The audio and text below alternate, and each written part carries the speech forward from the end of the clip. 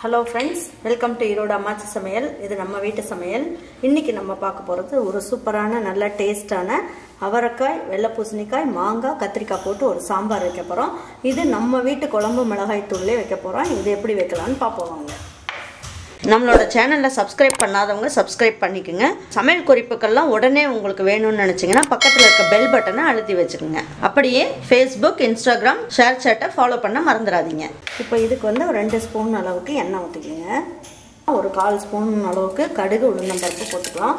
இதுலேயே ஒரு பிஞ்ச் அளவுக்கு ஜீரகம் போட்டுக்கலாம். 2 பிஞ்ச் அளவுக்கு வெந்தயம் போட்டுக்கலாம்.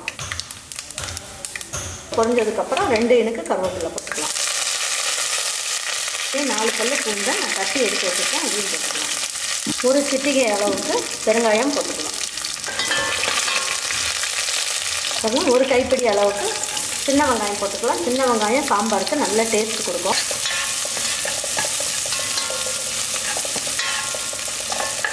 இந்த சாம்பாருக்கு தேவையான அளவுக்கு உப்பு போட்டுக்கலாம். இதில் 3 தக்காளி கட் பண்ணி எடுத்து வச்சுருக்கேன். அதையும் போட்டுக்கலாம்.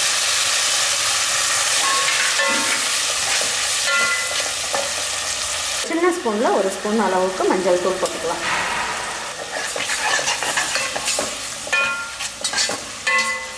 வெங்காயம் தக்காளி எல்லாமே இந்த அளவுக்கு நல்லா வதங்கிடுச்சு. இப்போ என்ன பண்ணலாம், இதில் வந்து ஒரு 7 அவரைக்காய் எடுத்து வச்சுருக்கேன். அதை போட்டுக்கலாம். அதுக்கப்புறம் வெள்ளை பூசணிக்காயில் ஒரு சின்ன கீத்து வாங்கிட்டு வந்து இதை போட்டிருக்கேன். மாங்காய், ஒரு மாங்காயில் அரை பகுதி எடுத்து போட்டிருக்கேன். ஒரு 150 கிராம் அளவுக்கு கத்திரிக்காய்.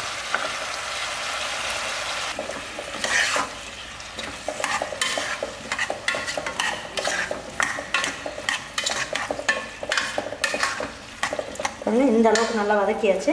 இப்போ நம்ம வீட்டில் அரைச்சி வச்ச குழம்பு மிளகாய் தூள் அது இருந்தாலும் போட்டுக்குங்க. அப்படி இல்லைன்னா கடையில் வாங்குற சாம்பார் பொடி இருந்தாலும் போட்டுக்குங்க. இதே மெத்தடில் வைங்க, நல்லாயிருக்கும். இப்போ நான் இந்த ஸ்பூன்லேயே 2.5 ஸ்பூன் அளவுக்கு போடுறேன்.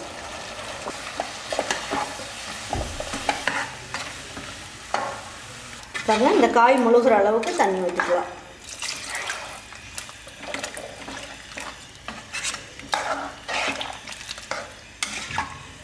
தண்ணி வந்து இந்த அளவுக்கு ஊற்றணும். அப்போ தான் நமக்கு காயெல்லாம் வெந்து வர்றதுக்கு சாம்பார் நல்லாயிருக்கும். இப்போ இதை தட்டை வச்சு மூடி வச்சிடலாம். இது ஒரு 3 நிமிஷத்துக்கு நல்லா வேகட்டும். நல்லா ஹை ஃப்ளேம்லேயே வச்சுக்கோங்க. அப்போ தான் காயெல்லாம் நல்லா வேகும். பாருங்கள், இப்போ காயெல்லாம் வெந்துருச்சான்னு பார்க்கலாம். ஒரு 3/4 பதம் அளவுக்கு காயெல்லாம் நல்லா வெந்துருச்சு. 200 கிராம் அளவுக்கு துவரம் பருப்பை நல்லா குக்கரில் வச்சு தண்ணி ஊற்றி வேக வச்சுருக்கேன். இதையும் இதிலே போட்டுடலாம். இதில் நான் மஞ்சள் தூள் எதுவுமே போடலை.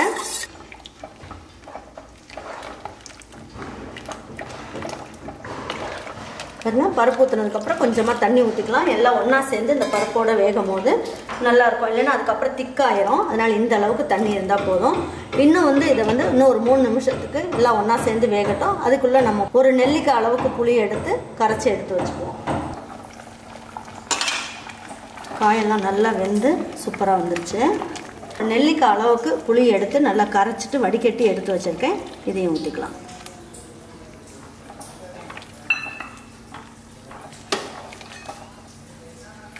இப்போ இதில் 1 ஸ்பூன் அளவுக்கு தேங்காய் துருவல் போட்டுக்கலாம்.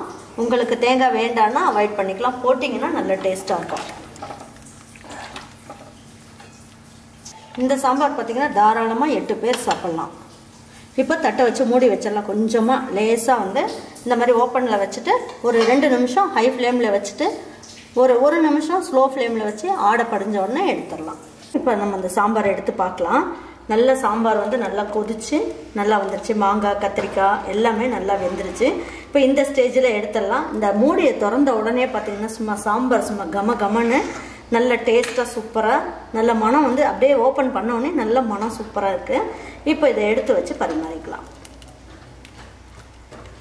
கொஞ்சமாக மல்லி இலையை எடுத்து ஃபைனலாக கொஞ்சமாக பிச்சு போட்டோன்னா இன்னும் நல்லா டேஸ்ட்டாக சூப்பராக இருக்கும். சாம்பார் வந்து நல்ல டேஸ்ட்டாக சூப்பராக இருக்கும். இது நல்லா பொங்கல் வச்சாலும் இந்த பொங்கலுக்கு வச்சுட்டு சாப்பிட்லாம். தோசைக்கு, இட்லிக்கு, சாதத்துக்கு எல்லாத்துக்குமே ஒரு பெஸ்ட் காம்பினேஷன்.